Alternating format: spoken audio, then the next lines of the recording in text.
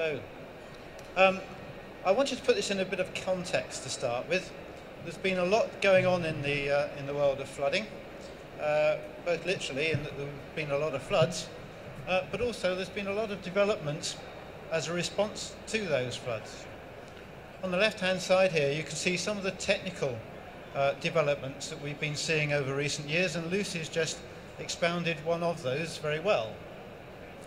We can be quite clever now in terms of modelling what we think is going to happen when it rains hard.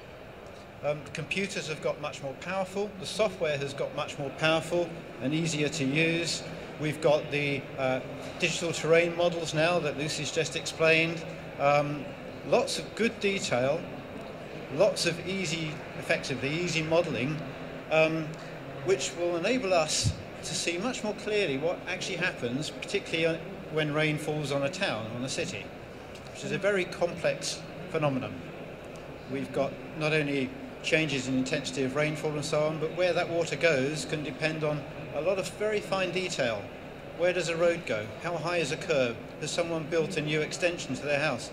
All these things can influence where that water goes, and whether someone's maintained the drain or not.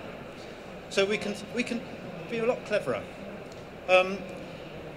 Partly as a response on the technical side, we've had a lot of good guidance coming out in recent years as well. I'd particularly point out design for exceedance, which I think has been a great step forward, in that we're thinking now our pipe drainage systems won't always cope with what's thrown at them. They're only designed for a certain amount of rainfall, and we have to ask ourselves, what happens when we get rain that's heavier than that?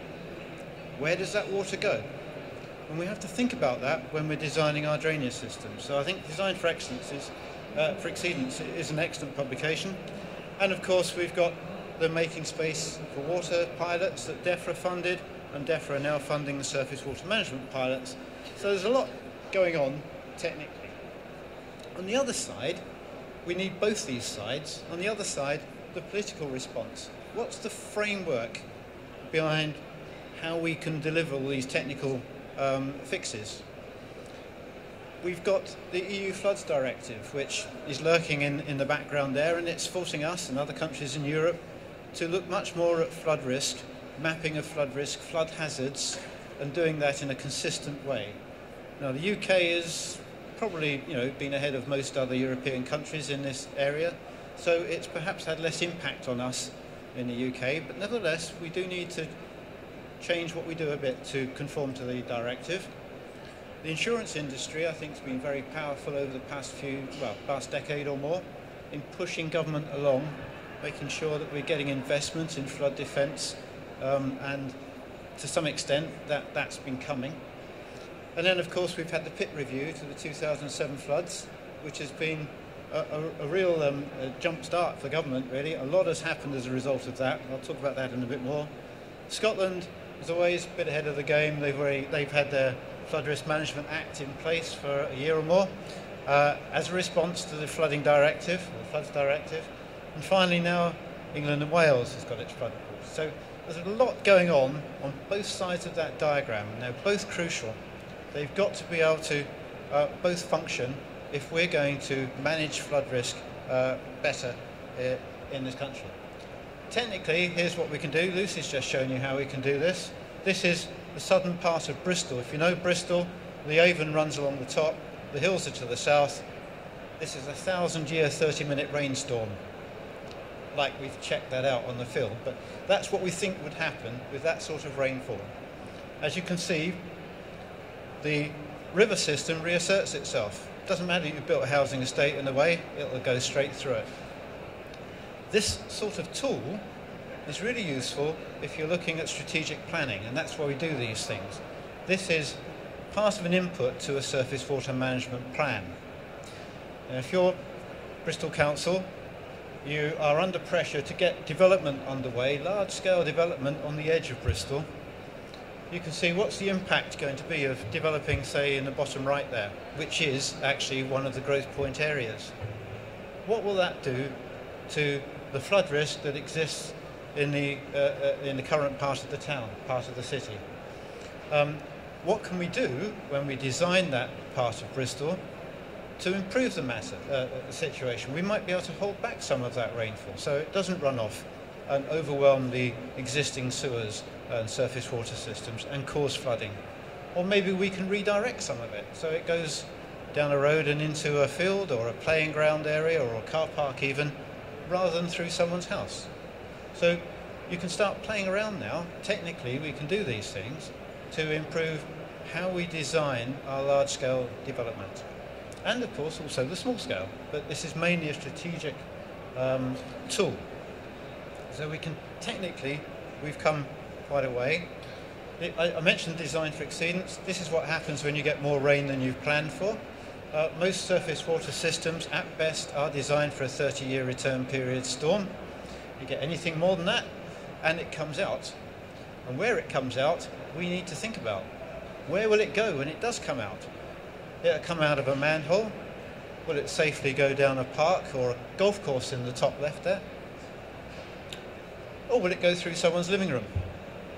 We need to really understand that, and that's with the tools we've got now, we can do that.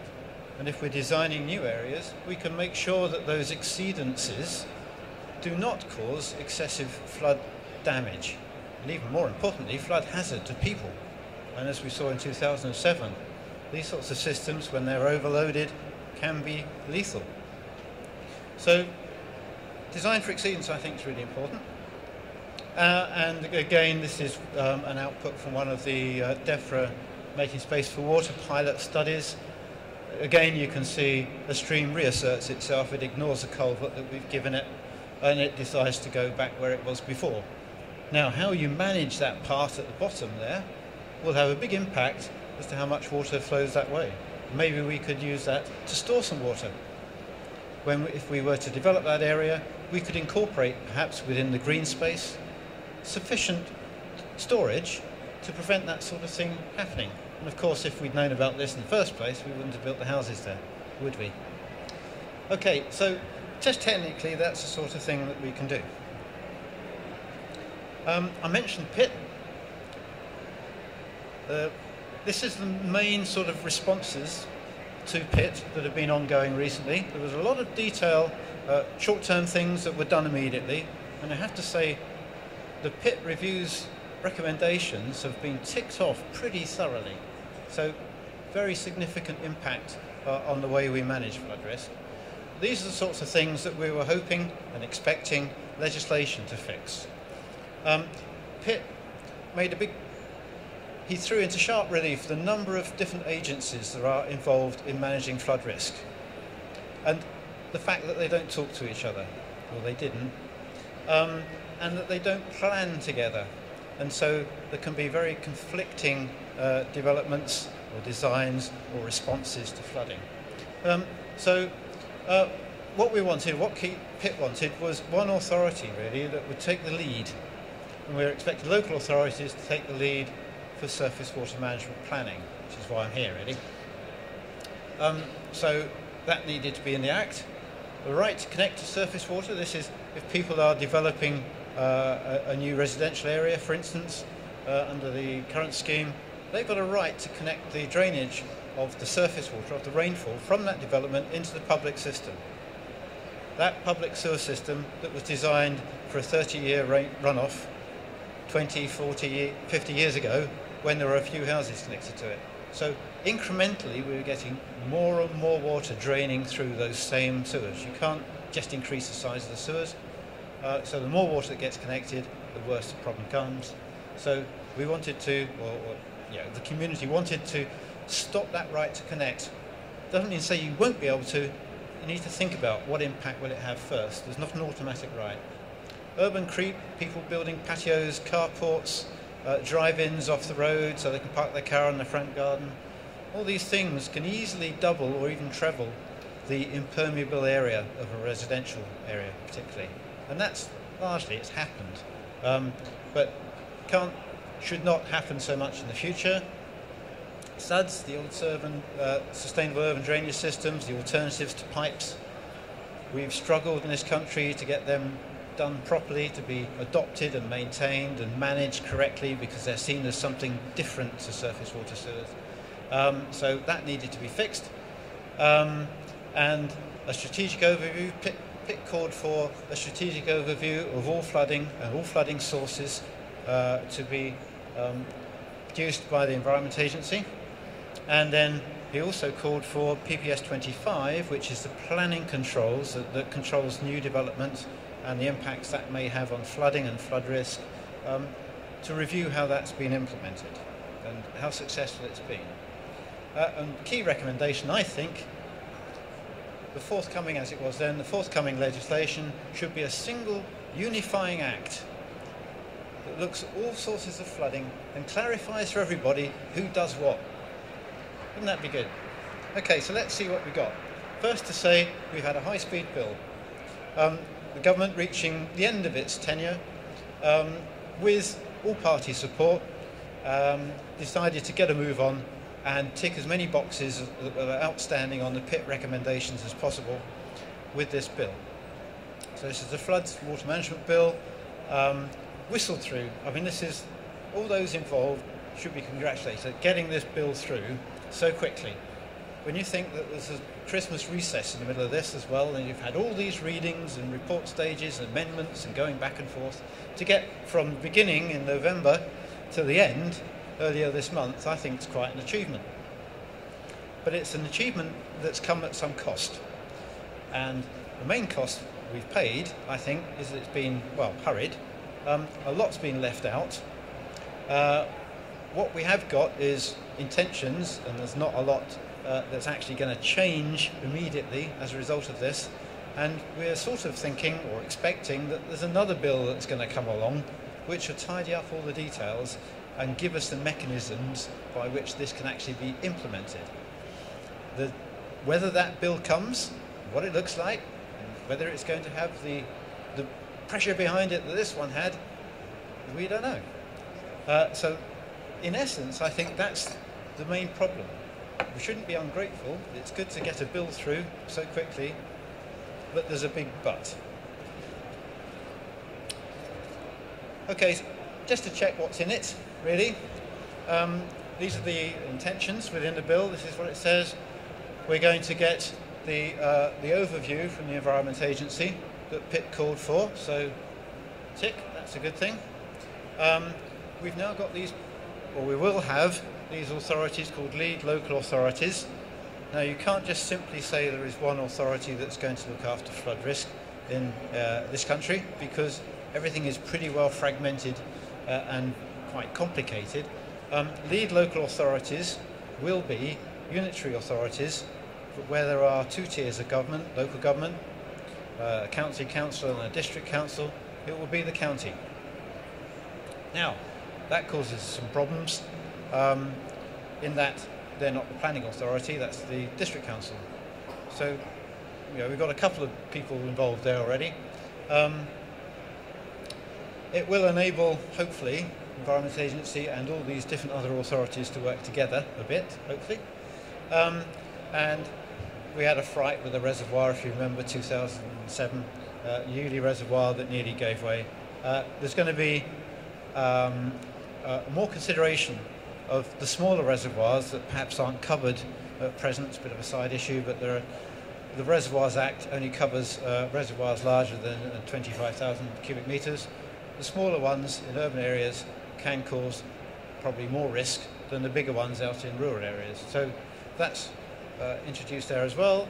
And then that was the flood bits. This is the water bits. It's the floods and water management. There's some changes here, which I won't go into in much detail today because we're focused on flooding. But there are changes to the way water companies operate. And you can see here, there's going to be a sort of like tidying up.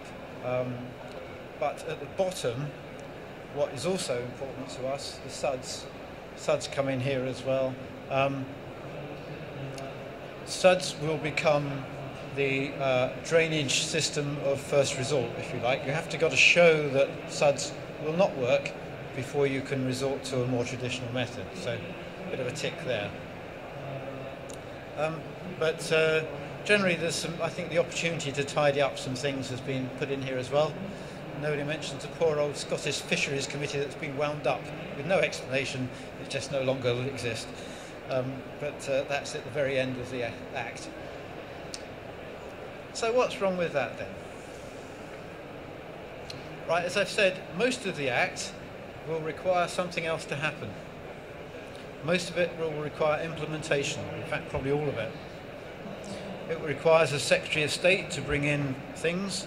It will require statutory instruments to be developed. It will require guidance to be written. It will be requiring bodies to be set up, perhaps. A lot of work has got to be done. So we've shot this thing through Parliament. We've got a stamp of approval on the end. Sigh of relief. Nothing actually changes until all this stuff gets done. And there's an awful lot of it that has got to be implemented at some stage in the future by some government that's yet in power, and we don't know where this is going to be in their list of priorities. Another big flood this summer, and it would help inevitably. One of the key issues, I think, probably, loads of good intentions, where's the money going to come from? And the Act is very silent on this. When it's all implemented, the local authorities will end up doing an awful lot that they don't do now. No indication of where any funding is going to come for that, really. And there's sort of vague arm waving and oh, wait till the second bill and so on. But without any clear funding stream, and it's not just the one-off pump priming type grants that DEFRA have been giving for surface water management plans, you need a steady stream of regular income to do this work. No indication where it's going to come from. Without that, you can imagine how much is actually going to happen. A lot of money has been going into surface water management planning. DEFRA have been funding a lot of activity, but it's very much pump priming. It's very much, we're testing it. We're seeing what, they're pilot studies. We're seeing what needs to be done. Very welcome, but it's not a long-term solution. And the SUDS issue. Great, okay, local authorities will have to adopt SUDS systems if they're designed to national standards that haven't been written yet. But that takes money. Proper maintenance takes money. Inspection of them takes money. Having proper staff, properly trained, in place, takes money. Where's it going to come from?